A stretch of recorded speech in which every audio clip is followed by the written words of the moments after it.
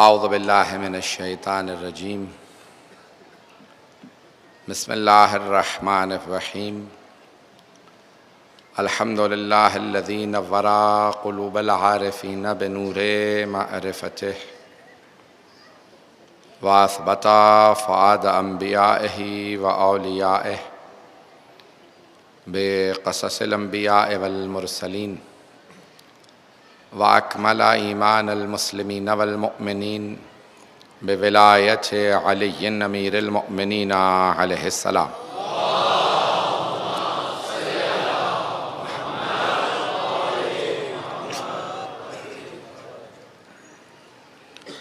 والصلاة والسلام والتحية والإكرام على أفضل الموجودات العبد المؤيد والرسول المسدد المصطفى الأمجد المحمود الأحمد أعني أبا القاسم محمد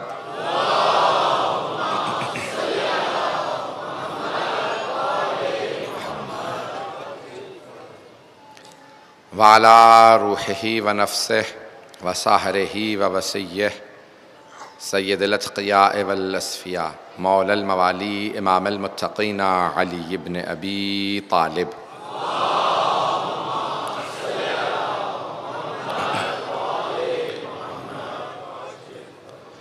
وعلی اوصیائہ لا سیما بقیت اللہ فی الارضین روحی وارواح العالمین لتراب مقدمہ الفدا واللعنة الدائمة على أعدائهم أجمعين من الآن إلى قيام يوم الدين أما بعد فقد قال سيد الساجدين وزين العابدين عليه السلام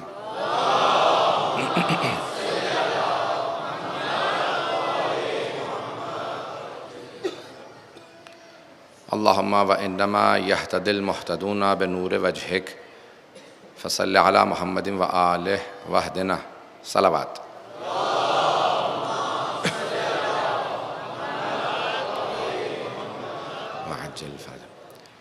صحیفہ سجادیہ کے عنوان سے اشرہ جاری ہے اور سلسلہ کی نویں مجلس ہے۔ ہم کوشش کر رہے ہیں کہ امام سجاد علیہ السلام کے الفاظ کو جو ایک انہوں نے تصور دیا ہے دعا کا، اس کو سادہ کر کے آسان بنا کے پیش کریں تاکہ ہم سب میں دعا مانگنے کی ایک جدت بڑھ جائے۔ دعا سب مانگتے ہیں، جلد بازی میں دعا نہ مانگیں، بڑے سکون سے بات کریں، جس سے انسان محبت کرتا ہے، چاہتا ہے کہ میرا ان کے ساتھ کلام کا دورانیہ بڑھتا جائے۔ جب خدا سے، خالق سے ہم کلام ہوں تو اس اطمینان، سکون کے ساتھ آرام سے گفتگو کریں کہ جلد بازی کا احساس نہ ہو۔ جس کی عظمت زیادہ ہو اس سے ملاقات کے لیے اہتمام بھی زیادہ کیا جاتا ہے۔ اگر خدا نخواستہ آپ کو کوئی وزیر ہی بلا لے، کوئی صدر بلا لے، تو آپ کتنی تیاری کر کے جائیں گے؟ جو آپ کا بہترین لباس ہوگا وہ پہنیں گے، اچھی خوشبو لگائیں گے، تیاری کریں گے، نہائیں گے، دھوئیں گے۔ اسی تیاری کا نام ملاقات ہے۔ جب خدا کی بارگاہ میں بھی دعا مانگنے آئیں تو اس کے کچھ آداب ہیں۔ معصوم فرماتے ہیں اگر کوئی بہت خاص دعا ہو تو 3 دن روزے رکھو۔ روزہ رکھنے کے بعد جب روح پاک ہو چکی ہو، نماز وقت پہ بجا لاتے رہو، وضو کرو اور ایک مرتبہ کھلے آسمان کے نیچے بیٹھ کے کہو پروردگارہ تیرا بندہ تیری بارگاہ میں آ گیا۔ پھر اس کے بعد اپنی حاجت کو طلب کرو، جیسے نماز جعفر تیار ہے، نماز صاحب الزمان ہے، اور بہت سی نمازیں۔ کوئی ایک نماز حاجت جیسے فجر کی پڑھی جاتی ہے ویسے ہی نماز پڑھیں، پھر حاجت طلب کریں۔ انسان جتنا اہتمام زیادہ کرتا ہے اتنا ہی دعا کی قبولیت کے اندر توقع زیادہ بڑھتی جاتی ہے۔ امام کی دعائیں مختلف حالات پہ ہیں، مختلف چیزوں پہ ہیں۔ ایک دعا جس کو میں نے آج انتخاب کیا ہے، اس میں امام نے ہدایت کا تذکرہ کیا، اور وہ ہے اپنے چاہنے والوں، اپنے ماننے والوں سے متعلق، اپنے احباب سے متعلق، جو قریبی لوگ تھے امام ان سے متعلق کیا دعا مانگتے تھے۔ فرماتے ہیں اللہم انما یہتدی المہتدون بنور وجہک، پروردگارہ تیری وجہ سے ہر ہدایت پانے والا ہدایت پاتا ہے۔ فصلی علی محمد وعلی محمد، پھر محمد وعلی محمد پہ درود بھیجتے ہیں اور پھر کہتے ہیں وحدنا، اور پروردگارہ سب کی ہدایت کرتا رہے۔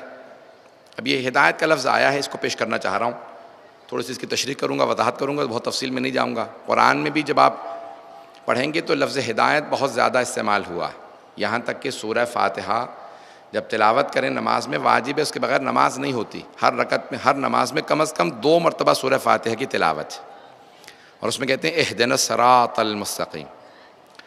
میں اہل بیت کا سورہ فاتحہ اور ہدایت سے متعلق تصور پیش کرنا چاہ رہا ہوں کہ انہوں نے کیا فرمایا ہے، یہ ہدایت کیا ہے، کیسے ملتی ہے۔ کہ ہدایت خدا کی طرف سے ہے۔ اہدنا، جب بادشاہ روم نے خط لکھا امیر المومنین کو، کہا یا علی اگر اسلام دین حق ہے تو پھر آپ لوگ کیوں کہتے ہیں اہدنا الصراط المستقیم، پروردگارہ ہمیں سیدھے راستے کی ہدایت کر دے۔ اگر یہی صراط مستقیم ہے، حق ہے اسلام، تو پھر کیوں دعا مانگتے ہیں پروردگارہ ہماری سیدھے راستے کی طرف ہدایت کر دے۔ مولانا نے سے جواب لکھا، کہا یہاں اہدنا سے مراد ثبتنا ہے، ثابت رکھ ہے، یہ نہیں ہے کہ ہمیں ہدایت کر دے۔ توجہ کیجئے گا، عربی زبان میں اگر کوئی بیٹھا ہوا، جیسے آپ بیٹھے، میں کسی سے کہوں قم، قیام سے ہے قم، قم یعنی قیام کیجئے، کھڑے ہو جائیے۔ اگر پہلے ہی سے کوئی کھڑا ہوا ہو اور میں اس سے کہوں قم، تو یہ مراد نہیں ہے کہ کھڑے ہو جائیے، بلکہ مراد یہ ہے قم، کھڑے رہیے۔ توجہ کیجئے گا میرے ساتھ، کوئی بیٹھا ہو اسے کہیں قم یعنی کھڑے ہو جاؤ، اگر کوئی پہلے سے کھڑا ہو اسے کہیں قم یعنی کھڑے رہو، کیونکہ پہلے سے کھڑا۔ جو اگر قیام کر چکا اسے کہتے ہیں قیام کرے رکھو۔ مولا فرماتے ہیں اہدنا سے مراد ہے ثبتنا، یہ نہیں ہے کہ پروردگارہ ہدایت کر دے، ہم صراط مستقیم پہ ہیں، اس پہ قائم رکھ۔ اسی لیے ہمارے ہاں سورہ فاتحہ کے آخر میں آمین نہیں کہتے، کہتے ہیں الحمدللہ رب العالمین۔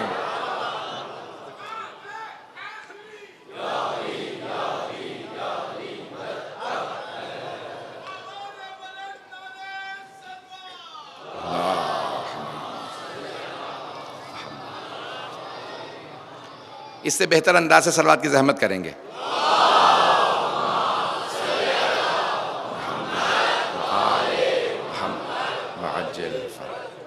تو معصوم فرماتے ہیں کہ ثابت رکھ، ہوتا یہ ہے کہ ہدایت مل جاتی ہے، ہم یہ سمجھ رہے ہوتے ہیں اب میں صراط مستقیم پہ ہوں، اب میں گمراہ نہیں ہو سکتا، لیکن بعض اوقات گناہ اتنے بڑھ جاتے ہیں کہ ہم اپنے ہی ہاتھوں گمراہ ہو جاتے ہیں۔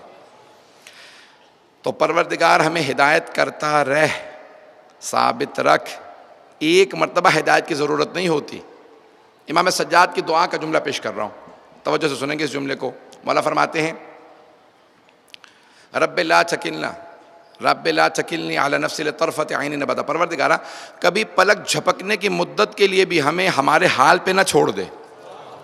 بہت بڑا جملہ ہے، بہت بڑا جملہ ہے۔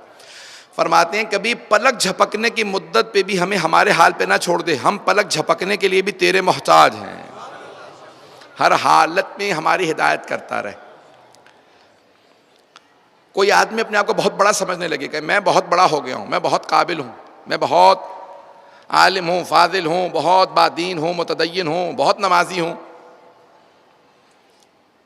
بس جہاں پہ اس نے اپنی عبادت پہ ناز کرنا شروع کیا، اپنے علم پہ اپنے اوپر تکبر کرنا شروع کیا، اللہ نے کہا اچھا تو بڑا ہو گیا ہے، جا میں نے تجھے تیرے حال پہ چھوڑا۔ جیسے ہی شیطان دیکھتا ہے نا کہ اسے اللہ نے اس کے حال پہ چھوڑ دیا ہے، تو وہ کہتا ہے کہ اب یہ میرا شکار ہے، فوراً شکار کر لیتا ہے۔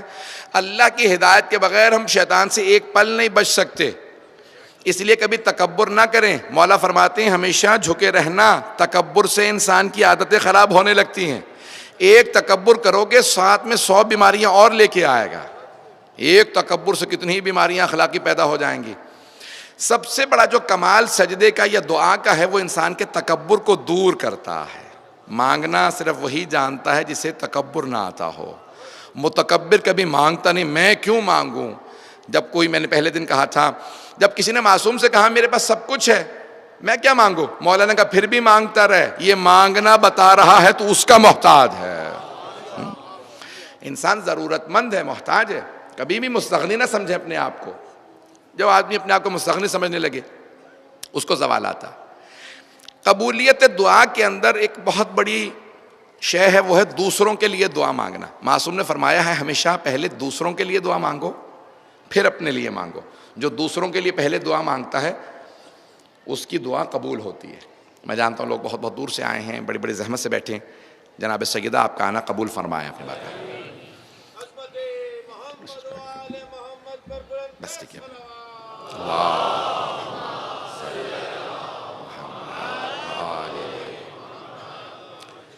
امام حسن مجتبی علیہ السلام فرماتے ہیں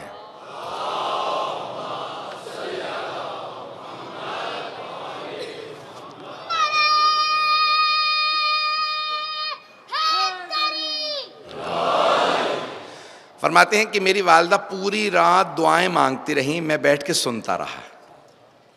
بہت کم سنی کہ پوری رات سنتا رہا. جیسے ہی فجر کا وقت ہونے لگا میں نے والدہ سے کہا اماں میں نے پوری رات آپ کی دعاؤں کو سنا ہے. مولا فرما رہے ہیں میری ماں کی عظمت کو دیکھو. کہا اماں میں نے پوری رات آپ کی دعاؤں کو سنا، آپ نے ایک مرتبہ میرے نانا کے لیے، میرے بابا کے لیے، میرے لیے، میرے بھائی کے لیے دعا نہیں مانگی. آپ سب کے لیے دعائیں مانگتے ہیں. پروردگارہ سلمان بیمار تھا اسے شفا دے دے، ابو ذر کا بچہ بیمار ہے اسے صحت دے دے، مقداد کے گھر میں فاقہ تھا اس کو رزق دے دے. اماں مادر گرامی آپ نے سب کے لیے دعا مانگی، ہمارے لیے دعا نہیں مانگی. تو امام حسن مجتبی کہتے ہیں میری ماں کی عظمت کو دیکھو. فرماتی ہیں بیٹا اللہ دلوں کے بھید جانتا ہے، تم میرے دل میں بستے ہو، وہ جانتا ہے میرے دل میں تمہارے لیے کیا ہے. اول جار بعد دار، پہلے ہمسایوں کے لیے پھر گھر والوں کے لیے. جب میں دوسروں کے لیے مانگ رہی ہوں وہ خود بخود جو کچھ میرے دل میں تمہارے لیے اسے پورا کر دے گا. جناب امام حسن مجتبی عظمت بھی سکھا رہے ہیں اور بتا رہے ہیں راز کیا ہے دعا کی قبولیت کا. صرف معصوم سکھا سکتا ہے. معصوم صرف سکھا سکتے ہیں کہ دعا مستجاب ہونے کے راز کیا ہے. فرماتے ہیں پہلے ہمسایوں کے لیے دعا مانگو، پہلے دوسروں کے لیے دعا مانگو پھر اپنے لیے. ہم شروع ہی اپنے سے کرتے ہیں، ختم بھی اپنے پہ کرتے ہیں. توجہ ہے میرے ساتھ؟ مولا فرماتے ہیں پہلے، میری آواز زیادہ اذیت تو نہیں کر رہی، سب کو سمجھ میں آ رہی ہے؟ فرماتے ہیں پہلے دوسروں کے لیے مانگو پھر اپنوں کے لیے.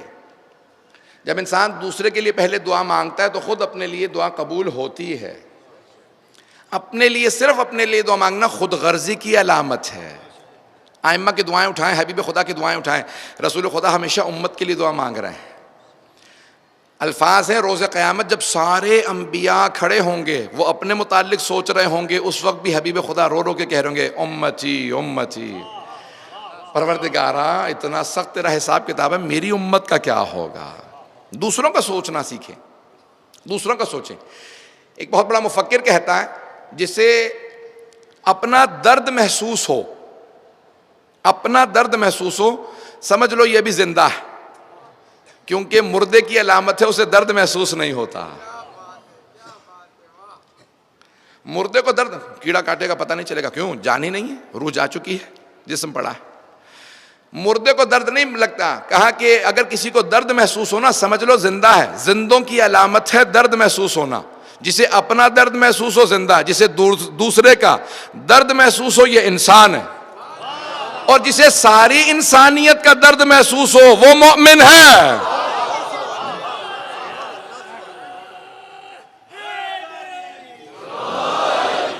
جسے دوسروں کا، ساری امت کا درد محسوس ہو وہ مومن ہے. اب سوچیں جب مومن ایسا ہے تو امیر المؤمنین کیسے ہے؟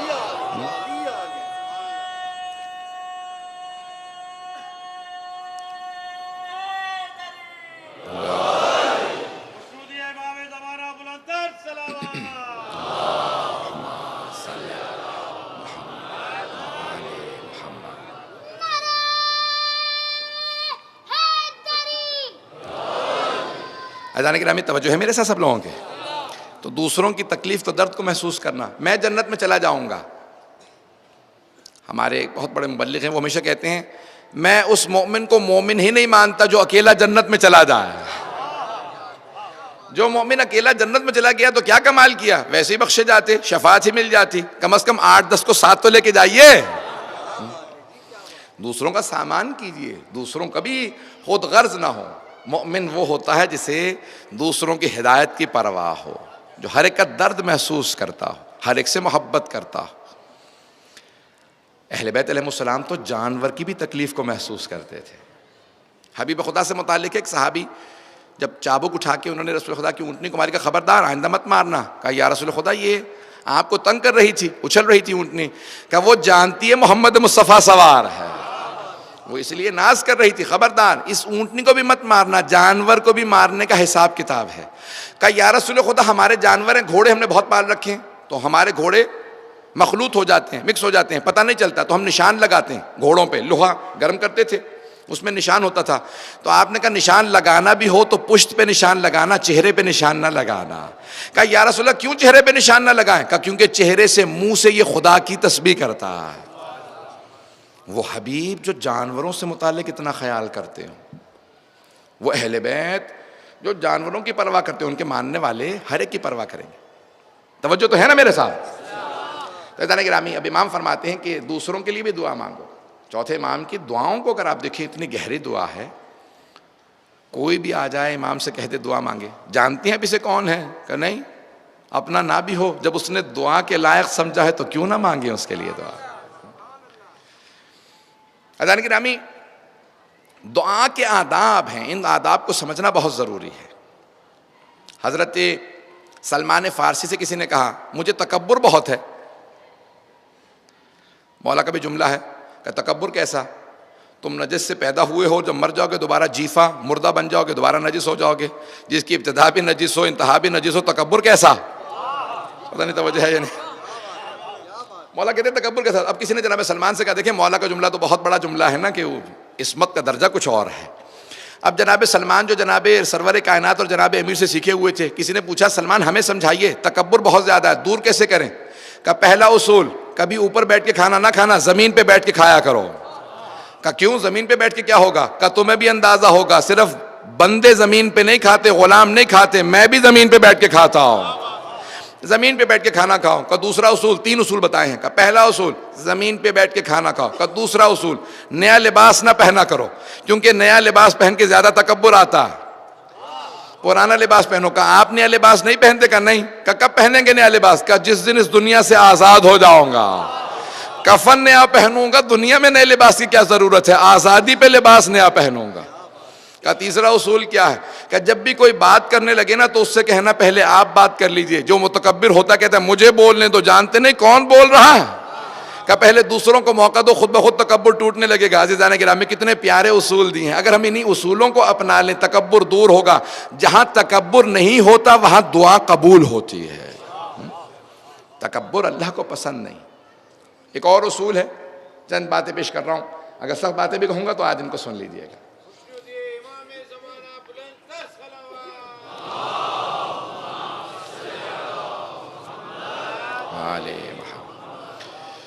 میں جانتا ہوں آپ سارا دن شاید جلوسوں میں رہے ہوں، بہت سے لوگ باہر رہے ہوں گے، تھک ہار کے آئے ہوں گے، لیکن پھر بھی جب صلوات پڑھیں تو ایک صلوات ایسی عبادت ہے جو کسی حالت میں رد نہیں ہے. اسے بلند آواز سے پڑھا کیجئے.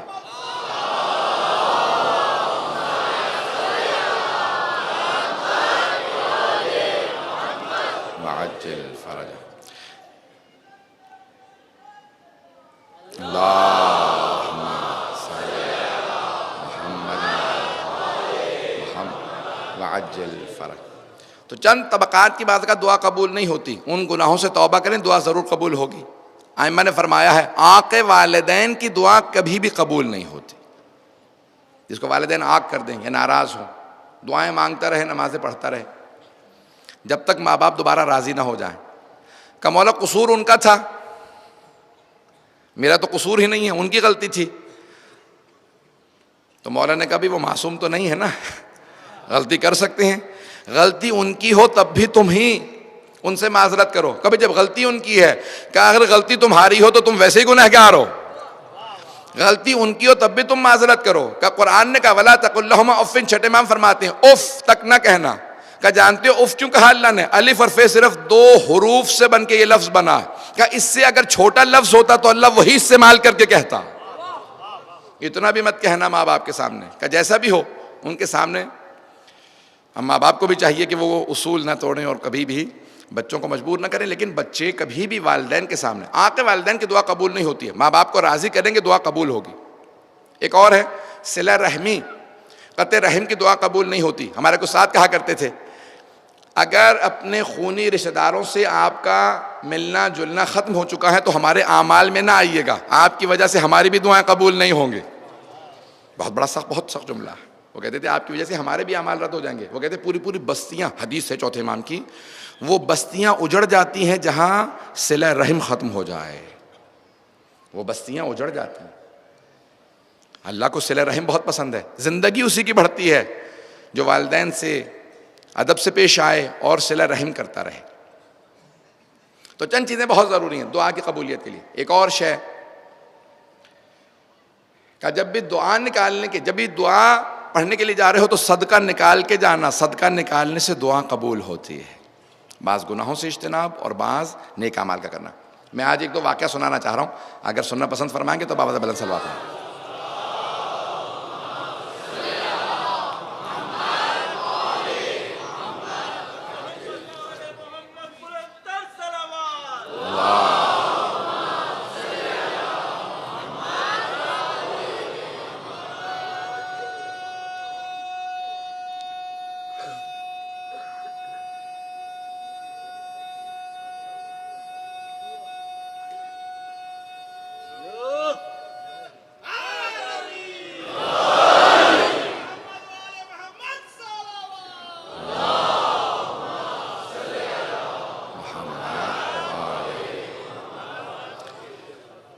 بس بیزدان گرامی، کیونکہ آج مجھے باب الحوائج کے مصائب کو پیش کرنا تھا، اس لیے میں نے چاہا کہ میں واقعات بھی پیش کروں. تو حاجات کے، دعا میں اور حاجت میں فرق ہے. دعا اور حاجت میں فرق. حاجت جب آپ کوئی مقصد لے کے جائیں، دعا میں ضروری نہیں ہے کہ کچھ آپ حاجت بھی مانگیں.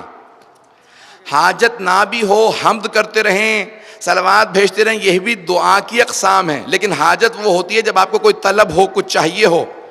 جناب عباس کا نام باب الدعا نہیں ہے، باب الحوائج ہے. جب کچھ چاہیے ہوتا ہے تو انسان اسے حاجت کہا جاتا ہے. حوائج اسی کی جمع ہے. عزیزان گرامی، جب تک ذہنوں میں یہ مطالب نہ رکھے، واضح نہ ہو، دعا کے لیے ایک شرط ہے کہ انسان گریہ کرے. میں آج دیکھ رہا تھا بعض بزرگ علماء کے مطالب کو، میں نے خود اس سے محرم سے پہلے بہت ایک کوشش کی، جمع کیا مطالب کو. گریے کے متعلق میں نے 2 دن پہلے وعدہ کیا تھا پیش کروں گا کہ یہ گریہ بہت ضروری ہے انسان کی دعا کے اندر. جب تک انسان نہیں روتا دعا قبول نہیں ہوتی. تو چند علماء کے میں نے جملے دیکھے تھے جو انبیاء کا رونا لکھا ہے، تو وہاں سے میں نے 14 اقسام لکھی ہیں. خود محنت کرنے کے بعد انہوں نے 5 اقسام کو پیش کیا تھا، میں نے کہا اس کو 5 سے 14 پہ لے جاؤ. تو 2 طرح کا رونا، پھر اس کی آگے اقسام کو پیش کروں گا. چند جتنا اب یاد رہے گا حافظے سے پیش کر رہا ہوں. کہ پہلا ہے بچے کا رونا. بچہ پیدا ہوتے ہی روتا ہے. سائنس کہتی ہے کہ رونا فطرت کا تقاضا ہے. فطرت کا تقاضا ہے. اسلام دین فطرت ہے. خبردار رونے کو بدعت نہ کہیے گا، یہ فطرت کا تقاضا ہے. اگر جاننا چاہتے ہیں نا بچہ زندہ ہے یا مردہ ہے، تو ڈاکٹر کہتا ہے کہ روتا پیدا ہو تو زندہ ہے. یہ زندگی کی علامت ہے کہ یہ رو رہا ہے. تو رونا بہت، اس کے کبھی بھی مخالفت نہ کریں. رونا بہت بڑی علامت ہے مومن کی. سرور کائنات کا گریہ، انبیاء کا، اہل بیت کا، امیر المومنین کا. تو دعاؤں میں گریہ بہت ضروری ہے، رونا بہت ضروری ہے کہ آنکھ میں ایک بھی آنسو آ جائے. چوتھے امام فرماتے ہیں قیامت کے دن ہر آنکھ رو رہی ہوگی سوائے 3 آنکھوں کے. ایک وہ جو غم حسین میں برستی ہے، دوسری وہ جو تہجد کے وقت برستی ہے، تیسری وہ جو دعا کے وقت برستی رہتی ہے. یہ وہ آنکھیں ہیں جو روز قیامت نہیں روئیں گی. تو عزیزان گرامی، گریہ پہلا بچے کا گریہ. اب یہ تو ہے غیر مکلف. بچہ ضرورت کے وقت روتا ہے، تکلیف پہ روتا ہے، بھوک پہ روتا ہے. پھر ہے مکلف. مکلف کہتے ہیں جو سمجھدار ہو، عقل سوجھ بوجھ رکھتا ہو. مکلف انسان ہے جو بالغ ہو جاتا ہے، اسے مکلف کہا جاتا ہے. بالغ انسان کو، اس سے پہلے مکلف نہیں. جانور مکلف نہیں. توجہ ہے میرے ساتھ؟ اس اصطلاح کی مزید تشریح کی ضرورت نہیں. تو مکلف کا رونا پہلا ہے ندامت پہ گریہ کرنا. ندامت، یہ کہتے ہیں جناب آدم کا جو گریہ تھا وہ کہ پروردگارہ یہ پودا تو نے منع کیا تھا پھر بھی میں نے استعمال کیا. یہ ندامت کا گریہ ہے. کتنے برس روئے؟ 35-40 برس مسلسل روتے رہے. فتلقى آدم من ربہ کلمات. اللہ نے کہا میں نے آدم کو کچھ کلمات سکھائے، اس کے بعد انہوں نے توبہ کی. مجمع البیان میں لکھا ہے صادق آل محمد سے کہ اللہ نے کون سے کلمات سکھائے؟ کہا اے آدم جناب جبرائیل نازل ہوئے، کہا اللہ سے کہیے یا محمود بحق محمد، یا اعلی بحق علی، یا فاطر السماوات والارض بحق فاطمہ، یا محسن بحق الحسن، یا قدیم الاحسان بحق الحسین۔ جیسے ہی کہا نا بحق الحسین تو جناب آدم دوبارہ رونے لگے۔ کہا جبرائیل یہ کون سے حسین ہیں؟ وہ جو جنت پہ 5 نام لکھے تھے، 5واں نام حسین کا، کہاں یہ وہی حسین ہیں، یہ آپ کی نسل میں آئیں گے، میدان کربلا میں شہید ہوں گے۔ تو بہت گریہ کیا، یہ گریہ ندامت ہے کہ پروردگارہ میں نادم ہوں کہ میں نے وہ پودا کیوں کھایا۔ سنیں گے نا؟ تو گریہ ندامت ہے۔ دوسرا، انسان جب مانگ رہا ہوتا مختلف کیفیات ہوتی ہیں مانگنے والوں کی، میں ساری کیفیات کو پیش کرنے کی کوشش کر رہا ہوں۔ دوسرا ملامت کا گریہ ہے، ملامت، یہ جناب نوح کا گریہ ہے، بد دعا کی، رب لا تذر من الکافرین علی الارض دیارا، قرآن کی آیت ہے، دعا جناب نوح کی ہے، پروردگارن کافروں میں سے ایک کو بھی زندہ زمین پہ نہ رہنے دے۔ 950 سال سے تبلیغ کر رہا ہوں، یہ ایمان نہیں لے کے آتے، ان سب کو غارت کر دے، سب ڈوب جائیں، سب تباہ ہو جائیں، ہلاک ہو جائیں۔ تو اللہ نے کہا، بہرحال تفصیل سے واقعہ نہیں پیش کر سکتا، آپ نے سن رکھا ہوگا۔ تو اب جناب نوح نے بد دعا کی، کہا کہ کشتی بنائیے، اور پھر اس کے بعد کشتی پہ سوار ہوئے، صرف چند افراد کو لے کے چلے گئے، باقی سب غرق ہو گئے۔ جب غرق ہو گئے تو جناب جبرائیل آئے، کہا اللہ کہتا ہے کہ وہ انسانوں کو اس لیے نہیں بناتا کہ انہیں غرق کر دے، جہنم میں بھیج دے، اس لیے بناتا ہے کہ انہیں ہدایت کرے، وہ سب جنت میں چلے جائیں۔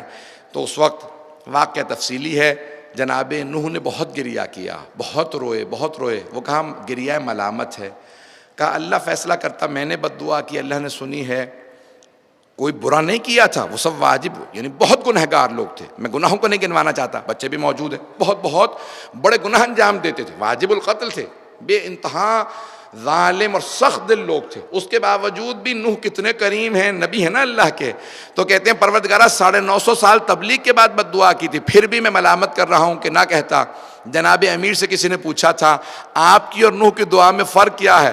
کہا نوح نے بد دعا کر دی تھی، لیکن میرے پہ اتنی سختیاں آئیں پھر بھی میں نے زندگی بھر کبھی بد دعا نہیں کی۔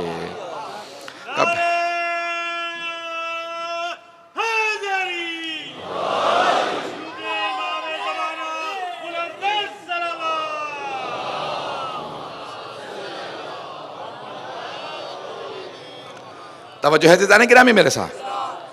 تو ملامت کا گریہ، پہلا ندامت کا، پھر ملامت کا۔ تیسرا اسے کہتے ہیں عربی میں بکا کہا جاتا ہے، فارسی میں گریہ، اردو میں رونا۔ تو یہ جو ہے وہ گریہ کذب، جھوٹا رونا، یہ تھا ابلیس کا۔ وہ بھی رونے لگا کہ بھئی پروردگارہ تو نے مجھ پہ لعنت کر دی ہے۔ پروردگار نے کہا تو ابھی بھی اگر دل سے رو لیتا، ابھی بھی تو اگر دل سے توبہ کر لیتا تو میں بخش دیتا، دکھاوے کے لیے مت رو۔ عزیزان گرامی، یہ گریہ عجیب و غریب شے ہے، خالق دلوں کے بھید جانتا ہے، ہر گریے کو پہچانتا ہے۔ اب سمجھ میں آ رہا ہے یہ گریہ کہاں کہاں ہوتا ہے، اس کے کیا کیا اثرات ہوتے ہیں، میں زیادہ کھل کے نہیں کہہ سکتا۔ تو اب اللہ نے کہا یہ ہے کذب، جھوٹا گریہ۔ ایک ہے جناب یعقوب کا گریہ، اسے کہتے ہیں گریہ فراق۔ سننے سمجھ رہا؟ گریہ فراق، یہ جناب یوسف کے فراق میں جناب یعقوب نے گریہ کیا، اتنا گریہ کیا وَبِيَضَّتْ عَيْنَاهُ مِنَ الْحُزْنِ، روتے رو کے آنکھیں سفید ہو گئے، بینائی چلی گئی، پھر بھی روتے رہے۔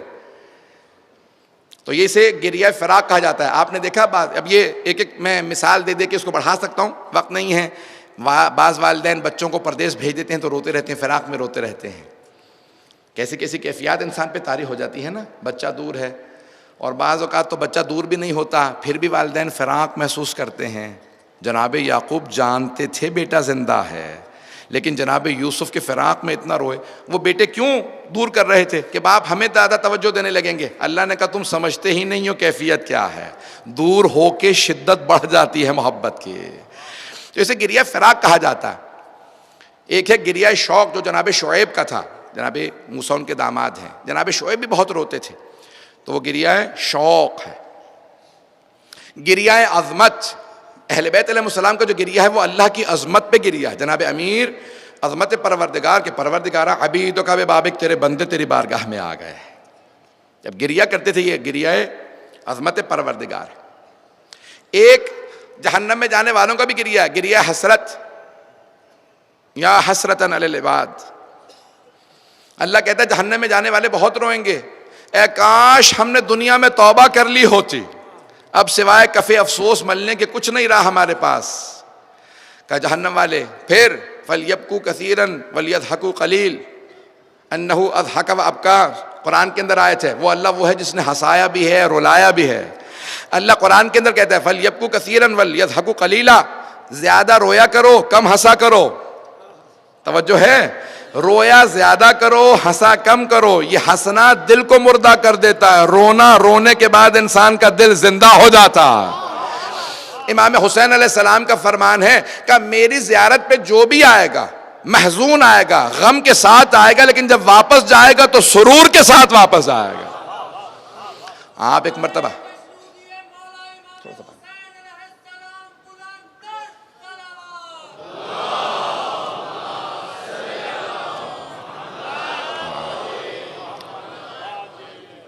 توجہ فرما رہے تھے نا گرا. تو عزیزان گرامی، اہل بیت علیہ السلام نے مختلف گریوں کی اقسام جو قرآن کے اندر ہیں، یہ گریہ دعا کی قبولیت کے لیے بے انتہا ضروری ہے. رونا اپنی عادت بنائیں. بہت سے لوگ کہتے ہیں میں رونا ہی نہیں آتا، شاید کیفیات ایسی ہوں، لیکن نہیں، کوشش ضرور کریں، چاہے بہت کم آنسو آئیں. یہاں تک روایات میں ہے مچھر کے پل کے برابر بھی آنسو اگر آ جائے تو کافی ہے. آنسو ضرور بہائیں.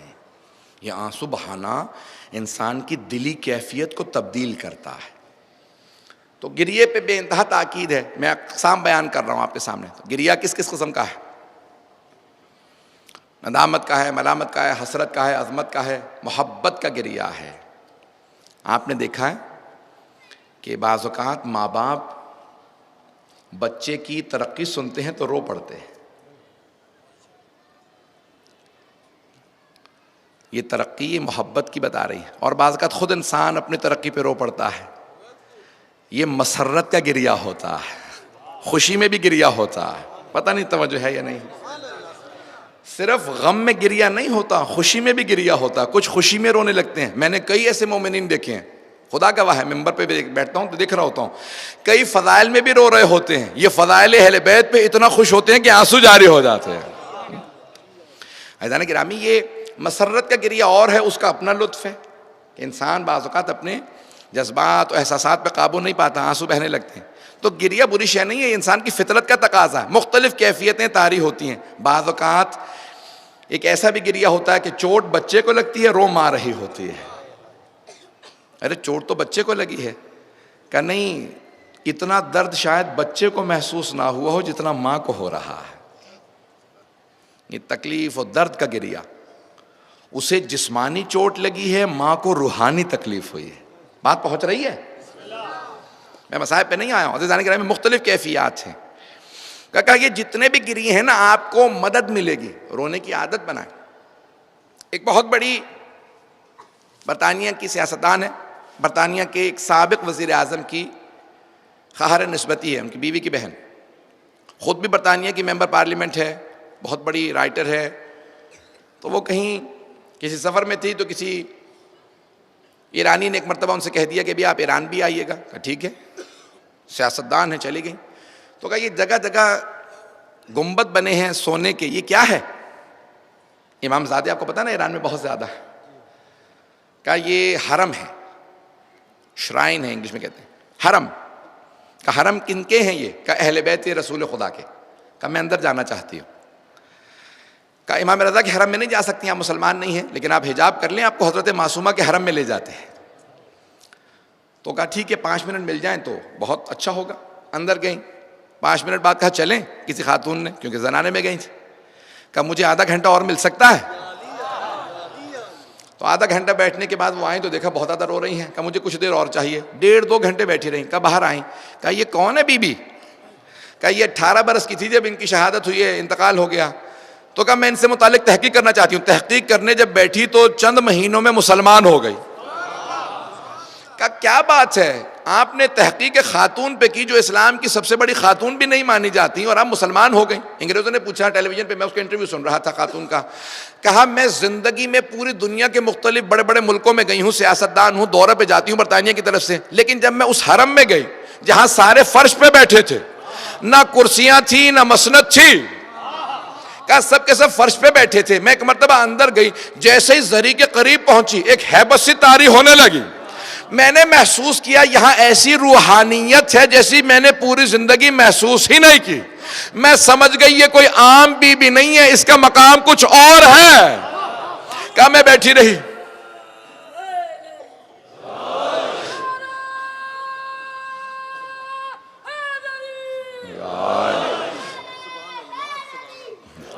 میں بیٹھی رہی، گریہ کرتی رہی، روتی رہی، ایک ایسی کیفیت طاری ہوئی۔ میں ایک مرتبہ اس بی بی سے متوسل ہوئی، کہا مجھے بتائیے اگر آپ واقعاً حق ہیں مجھے اس راستے پہ لے آئیں جس راستے پہ آپ تھیں۔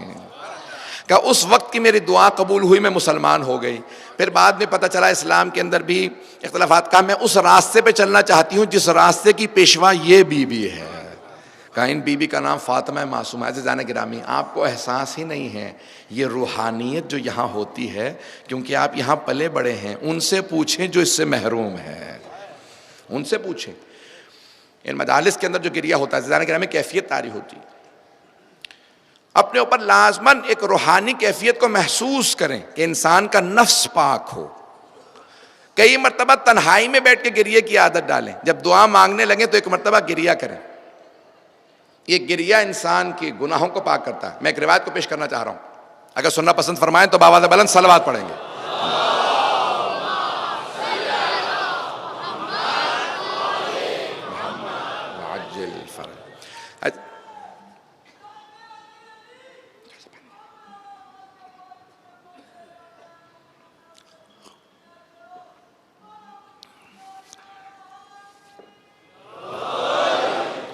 عزیزان گرامی، روایت کے الفاظ ہیں بعض اوقات انسان کے گناہوں کی وجہ سے جہنم میں آگ بھڑکنے لگتی ہے۔ گناہ جیسے جیسے گناہ کرتے جاتے ہیں ویسے ویسے آگ بڑھتی جاتی ہے، بھڑکتی جاتی ہے، لیکن معصوم فرماتے ہیں بعض اوقات ایک اخلاص کا آنسو وہ ساری آگ بجھا دیتا ہے۔ ایک اخلاص کا آنسو، خلوص نیت سے۔ کتنا ضروری ہے پھر گریہ؟ اس آگ کو بجھانا چاہتے ہیں؟ پوچھا کہ پھر سب سے افضل گریہ کون سا ہے؟ کہ سب سے افضل گریہ حسین ابن علی پہ ہے۔ یہ مجالس بہت بڑا ہم پہ احسان ہے، میں مصائب پہ نہیں آیا لیکن میں دیکھ رہا ہوں پھر بھی آنکھوں میں آنسو۔ یہ مجالس ہم پہ بہت بڑا احسان ہے۔ پورے سال آپ کا دل گناہوں کی وجہ سے بہت سخت ہو جاتا ہے، گناہ کرنے سے دل سخت ہوتا ہے، لیکن ہمیں خدا مہلت دیتا ہے فرش عزا پہ آنے کی۔ جب گریہ کرتے ہیں نا تو دل نرم ہونے لگتا ہے۔ رونے سے سب سے بڑا فائدہ یہ ہے کہ دل نرم ہوتا ہے۔ خدا چاہتا یہ ہے کہ دل نرم ہو۔ وَإِنَّمَا يَتَفَجَّرُ مِنْهُ الْأَنْهَارُ، اللہ کہتا ہے بعض انما قست قلوبهم، بعض لوگوں کے دل قاسیت القلوب، یہ جو قرآن کی اصطلاح ہے، دل سخت ہو جاتے ہیں۔ پھر اللہ کہتا ہے اتنے سخت ہوتے ہیں کہ پتھر سے زیادہ سخت ہو جاتے ہیں۔ وَإِنَّمَا يَتَفَجَّرُ مِنْهُ الْأَنْهَارُ، کبھی کبھی تو پتھروں سے بھی پانی بہنے لگتا ہے۔ پتھروں سے بھی، یہ پانی بہنا کیا اصطلاح ہے؟ اللہ نے قرآن میں سوال کیا۔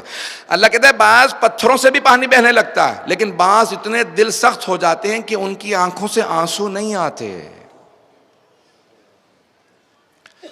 دلوں کو نرم کیجئے۔ میں آج اسی لیے تاکید بہت زیادہ کر رہا تھا گریہ پہ۔ دعاؤں کی استجابت کے لیے گریہ بہت ضروری ہے۔ میں نے روایات دیکھی ہیں کہ جناب سیدہ جب رات میں تہجد کے لیے بیٹھتی تھیں تو اتنے آنسو بہاتی تھی کہ ایک شیشی بھر جاتی ہے۔ پھر کہا یا علی یا ابا الحسن، کیونکہ مولا کا نام نہیں لیتی تھی، ابا الحسن کہتے، اے ابا الحسن میرے ساتھ یہ میرے آنسو ضرور رکھیے گا۔ میں خدا سے کہوں پروردگارہ میں تیری یاد میں اتنا روتی تھی۔ ہمارے ایک مرجع گزرے ہیں سید شہاب الدین مرعشی نجفی، وہ 2 رومال رکھتے تھے، ایک ناصاف کرنے کے لیے اور ایک آنسوؤں کے لیے۔ جس میں آنسو لیتے تھے نا اسے کبھی دھوتے نہیں تھے۔ ان کے بیٹے نے کہا بابا یہ میں جب سے پیدا ہوا ہوں آپ کے ہاتھ میں رومال دیکھ رہا ہوں۔ کہا بیٹا 70 سال سے زیادہ ہو گئے ہیں یہ رومال میرے پاس ہے، میں سارے آنسو جب بہاتا ہوں اہل بیت پہ تو اس میں لے لیتا ہوں، جب میں مرنے لگوں نا میری پیشانی پہ باندھ دینا، جب فرشتے آئیں گے نا میں کہوں گا خبردار سوال سے پہلے دیکھ لینا میں اتنے آنسو لایا ہوں۔ اہل بیت علیہ السلام۔ عزیزان گرامی گریہ بہت ضروری ہے۔ میں دوبارہ تاکید کروں گا اپنے نوجوانوں کو، اپنے بھائیوں کو، اپنے بچوں کو کبھی بھی رونے سے اجتناب نہ کرے. ارے تم کمزور دل رو رہے ہو, ارے علی سے زیادہ کوئی شجاع ہو سکتا ہے, شیر خدا سے زیادہ کوئی شجاع ہو سکتا ہے. جب عبادت میں آتے ہیں تو ایسے گریا کرتے ہیں کہ لوگ تڑپ کے رونے لگتے تھے. ارے مولا آپ اس طرح سے گریا کر رہے ہیں؟ کہا میں خدا کی بارگاہ میں ایسے ہی روتا ہوں. صفین سے واپسی پہ جناب امیر علیہ السلام, ظاہراً یہ اہل سنت کی کتابوں میں بھی روایت موجود ہے, صفین سے واپس آ رہے ہیں, ایک میدان میں پہنچے. جیسے رسول خدا ہمیشہ صلی اللہ علیہ وسلم امیر المومنین سے کہتے تھے نا, یا علی میں بہت تھک گیا ہوں جنگ سے واپسی پہ, سونا چاہتا ہوں, آرام کرنا چاہتا ہوں. تو جناب امیر سے کہتے تھے یا علی میں آرام کرنا چاہتا ہوں. تو مولا فوراً خیمہ لگاتے, بیٹھ جاتے. تو مولا کے ہمیشہ زانوں پہ سر رکھ کے پیغمبر اسلام سویا کرتے تھے. جناب علی علیہ السلام کو رسول خدا اور جناب خدیجہ نے پالا تھا, گود لے لیا تھا بچپن میں. جناب ابو طالب سے کہا تھا چچا جان آپ نے مجھے پالا ہے, آپ کے بیٹے کو میں پالنا چاہتا. تو بہت محبت تھی. تو جب بھی سونا چاہتے جناب علی علیہ السلام سے کہتے یا علی بہت تھک گیا ہوں. اسی طرح سے روایت میں جب بھی امیر المؤمنین سونا چاہتے تھے تو فوراً امام حسن مجتبیٰ سے کہتے تھے بیٹا خستگی کا احساس کر رہا ہوں, نیند آ رہی ہے. بہت کم سوتے تھے نا. تو امام حسن مجتبیٰ فوراً کا بابا جان آئیے, ان کے دامن میں سر رکھ کے سو جاتے. سو رہے ہیں آرام. جناب عبداللہ ابن عباس راوی, عبداللہ ابن عباس کہتے میں نے دیکھا جناب امیر سو رہے ہیں, امام حسن مجتبیٰ بیٹھے ہیں, اصحاب بھی سب کے سب آرام کریں. اچانک جناب امیر اٹھے, اتنا گریا کیا, اتنا بلند آواز سے گریا کیا کہ سب اصحاب رونے لگے, ہم بھی رونے لگے. مولا کیا بات ہے؟ مولا نے کہا ابھی بتاتا ہوں, پہلے میرے حسین کو بلاؤ. کہا امام حسین علیہ السلام تشریف لائے. کہا بیٹا میں نے ابھی اسی میدان میں خواب دیکھا ہے کہ یہ پورا میدان خون سے بھرا ہوا ہے اور آپ اس خون کے اندر کھڑے ہیں اور بار بار کہتے ہیں بابا میں بڑا غریب ہوں, بابا میری مدد کے لیے آئیے. بیٹا مجھے لگتا ہے یہ وہی میدان کربلا ہے جہاں آپ کی شہادت ہوگی. اے حسین جب ایسا وقت آ جائے گا جب آپ اکیلے رہ جائیں گے, کوئی آپ کا ساتھ دینے والا نہیں ہوگا اسی میدان میں, اس وقت کیا کیجئے گا؟ تو جناب عبداللہ ابن عباس کہتے ہیں امام حسین نے سر اٹھا کے کہا بابا میں اس وقت بھی صبر کروں گا. اب سمجھ میں آیا کہ ہر ہستی نے جناب سید الشہداء پہ گریا کیا. دعاؤں میں رونے کا بہت دخل ہے. جس امیر المؤمنین کے امام حسن حسین جیسے بیٹے ہوں, وہ تہجد میں رو کے دعا مانگے پروردگارہ ایک ایسا بیٹا عنایت فرما جو کربلا میں میری طرف سے جائے. اب سوچیں جناب عباس کا مقام کیا ہے. امیر المؤمنین کی تہجد کی دعا کا نتیجہ حضرت عباس ہے. اور ایک اور جملہ کہوں, علماء کہتے ہیں جناب سید الشہداء کی تہجد کی نمازوں کی دعاؤں کا نتیجہ جناب سکینہ ہے. جملے کو ضائع نہ کیجیے گا, اگر دیکھ سکیں تو میری طرف دیکھیے گا. مولا حسین بار بار کہتے تھے پروردگارہ ایک ایسی بیٹی عنایت فرما جسے جب میں سینے پہ سلاؤں مجھے سکون محسوس ہو, اسی لیے نام رکھا سکینہ. پھر کہا میرا اس گھر میں دل نہیں لگتا جہاں رباب و سکینہ نہ ہو. یہ میں نے کیوں آج جناب سکینہ کا جناب عباس کی شہادت والے دن ذکر کیا؟ کیونکہ جناب عباس ہیں باب الحوائج. مصائب پیش کرنے سے پہلے جملہ سن لیجئے گا. جناب عباس ہیں باب الحوائج. ہر امام کی ایک نہ ایک ان کا ایک واسطہ ہے. انہیں جب وہ واسطہ دینا تو پھر کہیں کہ یہ میری دعا ہے, یہ حاجت ہے, خدا سے مجھے یہ حاجت لے دیں, وہ پوری کروا دیں گے. کہتے ہیں جناب عباس کے کون سے دو واسطے ہیں؟ کہ جناب عباس کے دو واسطے ہیں, ایک جناب زینب ہیں اور دوسرے جناب سکینہ. ایک بچی ہیں لیکن اتنی محبت ہے جناب عباس کو کہ اگر کبھی سامنے آ جاتی تو مولا کا غیظ ختم ہو جاتا تھا. ابھی آپ دیکھیں گے نا جب علم برآمد ہوگا تو اس پہ بھی مشکیزہ لگا ہوگا.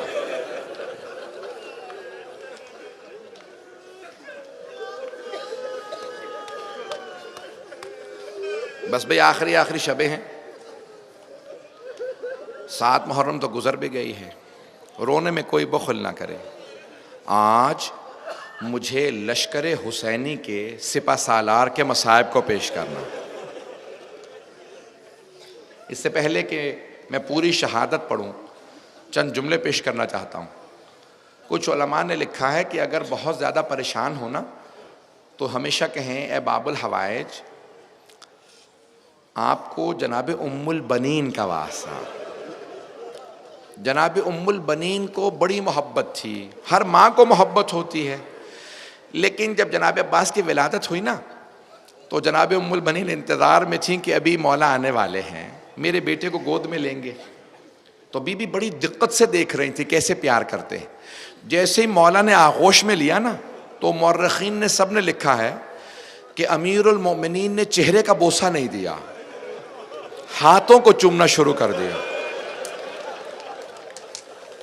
جناب ام البنین سے یہ برداشت نہیں ہوا۔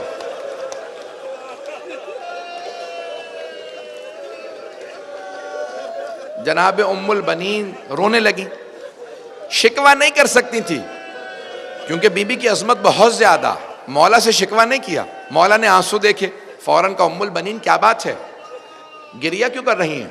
کہا نہیں مولا کوئی بات نہیں۔ کہا نہیں ام البنین، میں امام ہوں، جانتا ہوں آپ کے دل میں کیا، کھل کے بات کریں۔ کہا مولا میں نے سنا تو یہی تھا کہ آپ کے گھر میں جب بھی اولاد پیدا ہو آپ چہرہ چومتے ہیں، ماتھا چومتے ہیں، گلا، ہونٹوں کا بوسہ دیتے ہیں، رخسار چومتے ہیں، لیکن شاید وہ زہرا زادے تھے، یہ میرا بیٹا ہے، آپ نے میرے بچے کے منہ کو نہیں چوما، آپ نے ہاتھوں کو چوما ہے، میں بس اسی لیے رو رہی تھی۔ مولا نے فرمایا ام البنین جانتی ہوں میں نے کیوں ہاتھوں کو چوما ہے؟ کہا نہیں مولا آپ بہتر جانتے ہیں۔ کہا ام البنین میدان کربلا میں اس کے بازو قلم ہوں گے۔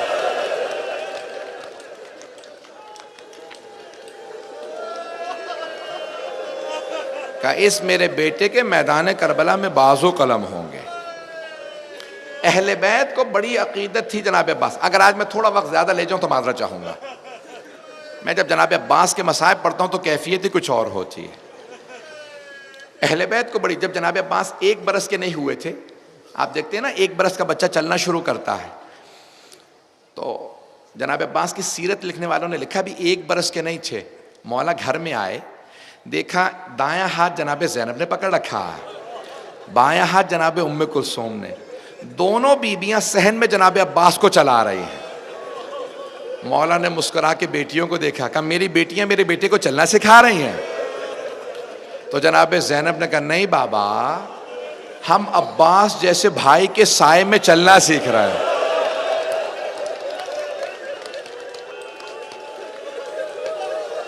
اہل بیت کو بڑی محبت ہے، بڑی محبت ہے اہل بیت کو جناب عباس سے۔ میرا آپ سے وعدہ ہے سب آنکھوں میں آنسو آئیں گے۔ میں ہر پہلو سے جناب عباس کے آج مصائب پیش کرنا چاہ رہا ہوں، ہر پہلو سے، ہر زاویے سے۔ بہنوں کا پیش کیا، والد کا، ایک ماں کا بھی جملہ سن لیں۔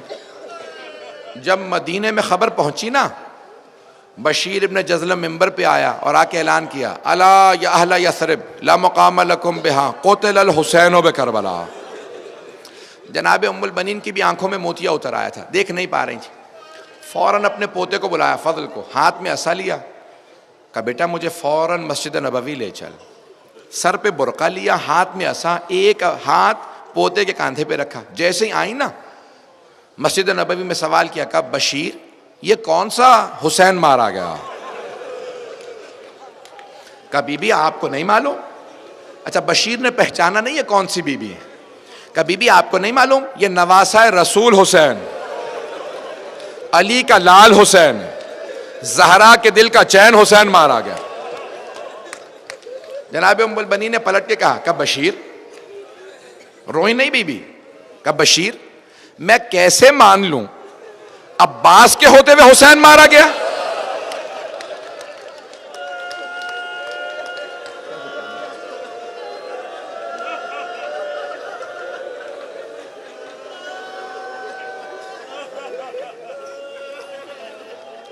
بشیر کیا عباس کے ہوتے ہوئے حسین مارا گیا؟ بشیر نے کہا نہیں بی بی آپ نے غلط سنا ہے، پہلے عباس مارے گئے تھے، بعد میں حسین مارے گئے۔ کہا بشیر عباس کیسے مارا گیا؟ عباس تو بہت شجاع تھا. کہا بی بی جب عباس کے سر میں گرز لگا نا، وہ گھوڑے کی زین پہ سنبھل نہیں پائے، زمین پہ گر گئے. ابھی بھی بی بی نہیں روئی. کہا بشیر تو عباس کو جانتا نہیں ہوگا، بشیر میں عباس کی ماں ہوں. بشیر میں مان ہی نہیں سکتی، میرا شیر بیٹا گرز کا وار نہ روک سکا. بشیر عباس 2 انگلیوں سے گرز کو زمین پہ پھینکتا تھا، کیسے ممکن ہے گرز لگے عباس نہ روک سکے؟ اب بشیر سمجھ گیا یہ ماں ہے. کہا بی بی جب عباس کے سر میں گرز لگا نا، عباس کے بازو نہیں تھے.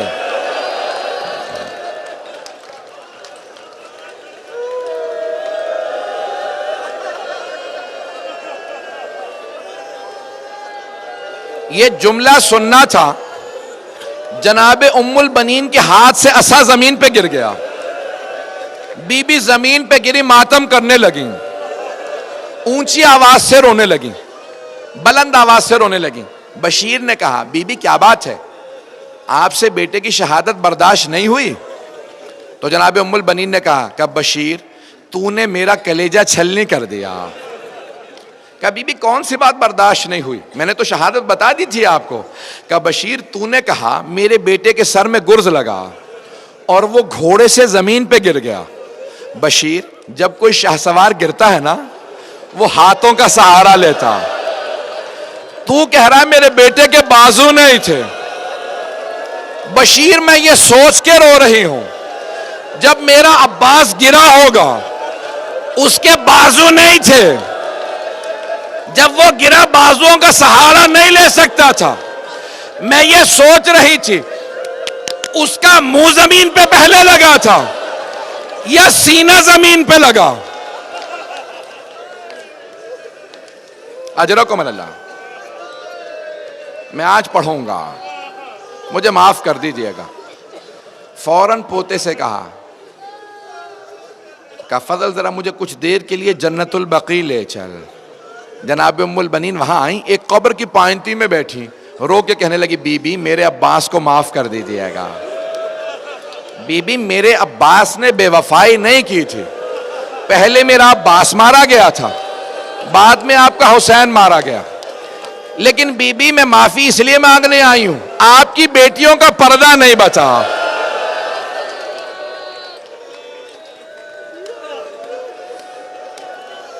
بس بھئی میں سارے مصائب چھوڑ کے بڑھ رہا ہوں، تیزی سے آگے بڑھ رہا ہوں. سارے مصائب چھوڑتا ہوا شہادت کے چند جملے سن لیجئے گا. 5 سے 10 منٹ زحمت دوں گا. کوئی بھی رونے میں آج بخل نہ کرے. 7ویں تو گزر گئی ہے بھئی، آپ پہ کوئی پابندی تو نہیں ہے رونے پہ. جب آپ روتے ہیں کوئی تازیانے تو نہیں مارتا. جناب عباس علیہ السلام کے مصائب ہے. جیسے ہی صبح عاشور ہوئی، جناب عباس آئے، کہا مولا اجازت ہے میں جنگ کے لیے جانا چاہتا ہوں. مولا حسین نے کہا عباس آپ میری فوج کے سپہ سالار ہیں، آپ میرے لشکر کے سپہ سالار ہیں، آپ جائیں گے تو فوج کو کون چلائے گا؟ بس بھئی اتنے میں حملہ ہوا، بہت سے انصار بزرگ تھے شہید ہو گئے. کہا مولا یہ بزرگ حبیب جیسوں کے لاشیں آ رہے ہیں، مولا مجھے اجازت دیجئے. کہ نہیں عباس آپ میری فوج کے سپہ سالار ہیں. 3 جب حملے ہوئے نا، زیادہ تر صاحب سب شہید ہو گئے. تو ایک مرتبہ جناب عباس آئے، کہا مولا اجازت دے. کہ نہیں عباس آپ میری فوج کے سپہ سالار ہیں. اتنے میں نہ جانے اون و محمد کے لاشیں آئے. جناب قاسم کا اب جناب عباس سے رہا نہیں گیا. کہ مولا جنہیں گودوں میں پالا تھا اب تو وہ بھی مارے جا رہے ہیں، مولا مجھے اجازت دیجئے. کہ نہیں عباس آپ میری فوج کے سپہ سالار. کہ مولا وہ فوج کہاں ہے جس کا میں سپہ سالار ہوں؟ جیسے یہ خیمہ نصب ہے نا، خیمے کے باہر کھڑے تھے جناب عباس، تلوار سے ٹیک لگا کے کھڑے تھے. اچانک خیمے کے اندر سے آواز آئی. وہ والا خیمہ تھا جہاں مشکیزیں پانی کے بھر بھر کے رکھے جاتے تھے. جناب عباس نے آواز سنی کہ کچھ بچے مشکیزیں ہلا ہلا کے دیکھ رہے ہیں، شاید پانی رہ گیا ہو. ایک بچی نے ایک مشکیزہ اٹھایا، مشکیزے پہ لب لگانے لگی، مشکیزہ پیشانی پہ رکھا شاید ٹھنڈک مل جائے۔ جناب عباس خیمے میں گئے، کہا بی بی کیا بات ہے؟ کہا چچا مجھے پیاس بہت زیادہ لگی ہے۔ کہا بی بی مشکیزہ لیجئے میرے ساتھ آئیے، اپنے بابا سے کہیں مجھے پانی لانے کی اجازت دے دیں۔ سنیں گے اب آپ مصائب کو؟ کہا بی بی اپنے بابا سے کہیں مجھے پانی لانے کی اجازت دے دیں۔ جناب سکینہ نے کہا بابا چچا سے کہیں مجھے پانی لا دیں۔ میں یہی کہوں گا نا، مولا نے کہا ہوگا عباس اب آپ ایسی سفارش لائے ہیں میں رد نہیں کر سکتا، عباس آپ کو اجازت ہے۔ لیکن یہاں پہ روکا جناب سید الشہداء نے، جناب عباس نے مشکیزہ کاندھے پہ رکھا، علم ہاتھ میں لیا، تلوار حمائل کی نیزہ ہاتھ میں لیا۔ کہا عباس آپ کو پانی لانے کی اجازت ہے، لیکن ایک بات سن لیجئے، جانے سے پہلے ذرا زینب سے مل لے جائے گا۔ جناب عباس اس خیمے میں آئے جہاں جناب زینب تھی، اندر نہیں گئے، باہر سے کھڑے ہو کے کہا بی بی الوداع،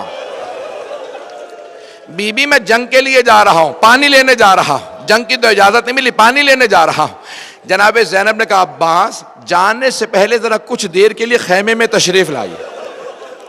جناب عباس آئے، جب آئے نا خیمے میں سر جھکا کے کھڑے ہو گئے، آنکھیں بند ہیں۔ جناب عباس بہت قد آور تھے، جناب زینب نے دونوں باہیں جناب عباس کے گلے میں ڈالی، گلے میں باہیں ڈال کے ایک جملہ کہا عباس ذرا میری طرف دیکھنا۔ جناب عباس کے آنسو بہنے لگے، بہت غیور تھے۔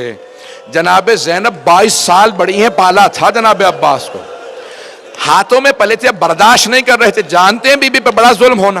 کہا عباس جب میں پہلی مرتبہ کوفے آئی تھی نا، بابا نے مجھ سے کہا تھا زینب آج آپ شہزادی بن کے آئی ہیں، کل آپ کو قیدی بنا کے لایا جائے گا۔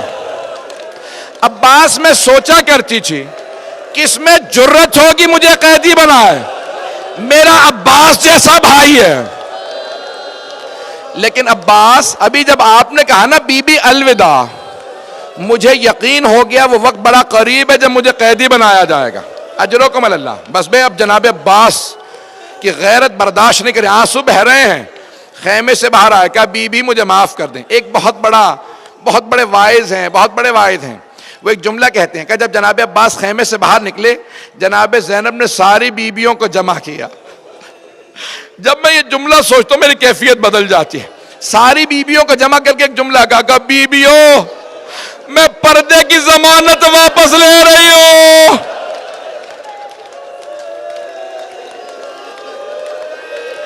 میرا عباس چلا گیا، اب پردوں کی کوئی ضمانت نہیں۔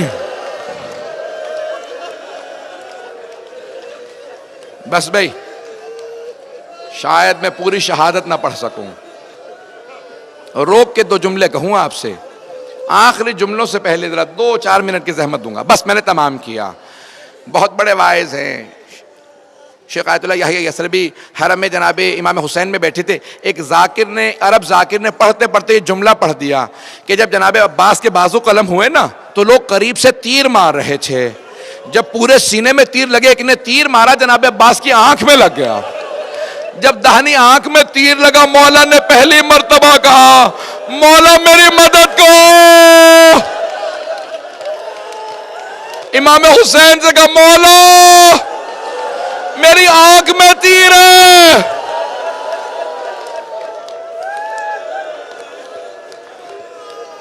شیخ یحییٰ یثربی بے ہوش ہو کے گر گئے، جب ہوش میں آئے نا کہا ذرا بلاؤ ذاکر کو، کہا آئندہ یہ روایت نہ پڑھنا، پتہ نہیں روایت صحیح ہے نہیں ہے۔ خود ہی کہتے ہیں میں جناب عباس کے حرم میں گیا، زری پہ کھڑا ہو کے بہت رویا، کہا مولا مجھے معاف کر دیں، میں نے آپ کے واعظ ذاکر کو روک دیا، آئندہ وہ روایت نہ پڑھے۔ گھر گئے، کہتے ہیں میں جب سویا خواب میں دیکھا جناب عباس آئے، کہو شیخ تو نے کیوں روکا میرے واعظ کو میرے مصائب پڑھنے سے؟ کہا مولا مجھے معاف کر دیں، مجھے پتہ نہیں تھا تیر لگا تھا یا نہیں۔ کہا اے شیخ میرے رونے والوں سے کہنا عباس نے کہا ہے میری آنکھ میں تیر لگا تھا۔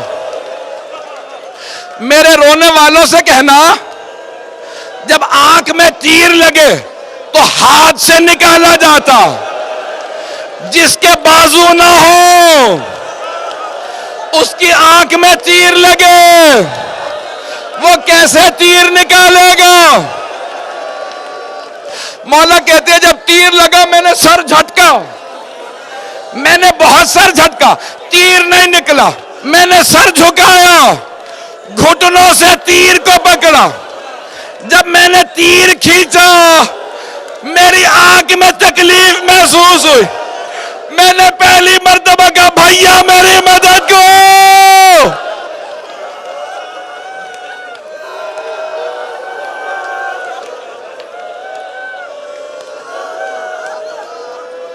بس میں میرے بھائی برداشت نہیں کر پا رہے، یہاں کوئی برداشت نہیں کر پا رہا، میں نے تمام کر دیا۔ ایک مرتبہ جیسے ہی آواز سنی سید الشہداء نے، زلجنا کو ایڑ لگا کہ مجھے عباس تک پہنچا دے۔ ایک مقام پہ زلجنا رکا، بس زیارت برآمد ہونے والی ہے، جناب سید الشہداء اترے، دیکھا زمین پہ بازو پڑا ہے، اٹھا کے سینے سے لگایا کہ یہ میرے عباس کا بازو ہے۔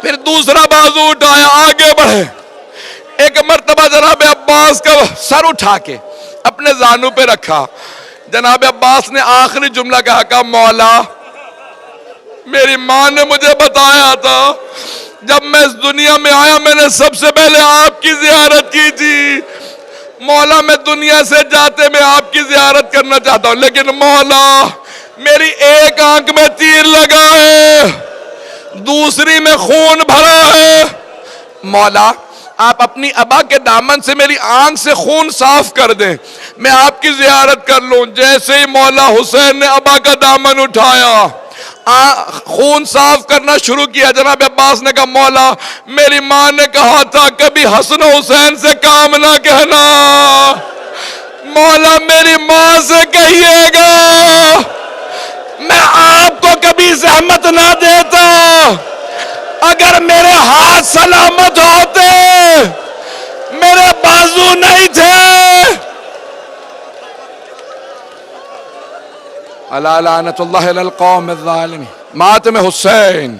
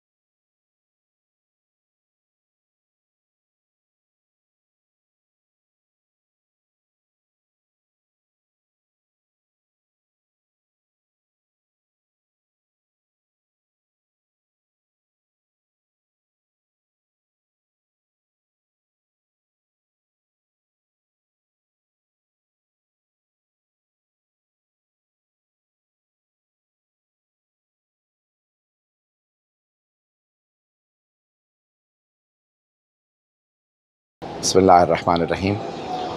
PCN کے جتنے بھی سامعین ہیں جہاں جہاں پہ ہیں، پروردگار سب کا مجالس اعضاء میں شرکت کرنا قبول فرمائے. جتنے افراد اس میں زحمت کر رہے ہیں ان تمام افراد تک جو رش کی وجہ سے، صحت کی وجہ سے، بڑھاپے کی وجہ سے مجالس میں نہیں آ پاتے، وہ خواتین جو چھوٹے بچوں کی وجہ سے، اور یہاں پہ ماشاءاللہ مجمع بہت زیادہ ہوتا ہے تو وہ گھروں میں بہت سے لوگ سنتے ہیں. جناب سیدہ آپ تمام کا گھروں میں سننا، اور ان تمام ٹیم کا جو آپ کے لیے یہ زحمت کر کے مجالس اعضاء کو گھر گھر تک پہنچا رہے ہیں، ان سب کی زحمتوں کو اپنی بارگاہ میں قبول فرمائے. پیغام کا عام کرنا، نشر کرنا ایک عبادت ہے. مجلس پڑھنا، مجلس سننا، مجلس کا اہتمام کرنا اور سب تک پہنچانا بہت بڑی عبادت ہے. پروردگار اس عبادت کے اندر شریک ہمارے تمام کے تمام ان والنٹیئرس کی توفیقات میں اضافہ فرمائے، اور جناب صاحب الزمان علیہ السلام کا ظہور دیکھنا اور ان کے ساتھ شریک ہونا ان کے انصار میں شمار ان کو فرمائے. پروردگارہ جہاں جہاں پہ بھی محبان اہل بیت عزاداری کر رہے ہیں ان سب کی حفاظت فرما، اور صاحب الزمان کے ظہور میں تعجیل فرما. ربنا تقبل منا انک انت السمیع العلیم، بحق محمد وآلہ الطیبین الطاہرین المعصومین. شکریہ.